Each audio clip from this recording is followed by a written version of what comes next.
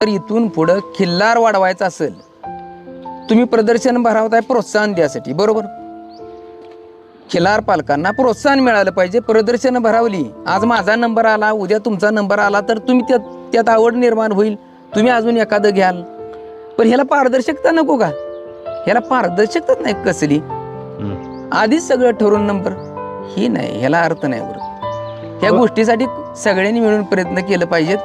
मग ती कोणाचं पण असू दे, XYZ, ज्याचं चांगलं आहे त्याला नंबर. मग ती गरीबाचा असू, जागीरदाराचा असू, नाही तर कोणाचं पण असू. जे सर्वसामान्य जो प्रेक्षक वर्ग असतो, जो गोपालक आहे, सर्वसामान्य शेतकरी आहे की हां, म्हणजे शिंगांना एवढी मार्क, नाकाला एवढी मार्क, पल्ल्याला एवढी मार्क, एकंदरीत त्याचा ढाचा कलर असेल ह्याला मार्क, ही मार्क अशी डिस्प्ले होत नाहीत, म्हणजे सांगितली जात नाहीत. हां, जर तुम्ही म्हणताय ते बरोबर आहे, ही सांगितले जात नाहीयेत.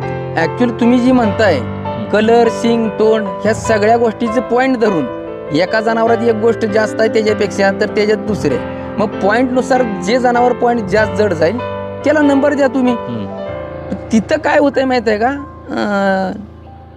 पारदर्शकता नाही आणि प्रदर्शन भरवण्याची आधी चर्चा होऊन नंबर दिले जातात. स्पष्ट भाषेत सांगतो, ह्या गोष्टी काय कामाच्या नाहीत. हे न खिलारावर जाणार नाही, एकट्या माणसाची प्रगती होणार कोण असते. या व्हिडिओला लाईक करा, या पेजला फॉलो करा आणि चॅनलला सबस्क्राईब करून सगळ्यात पहिल्यांदा व्हिडिओ पहा.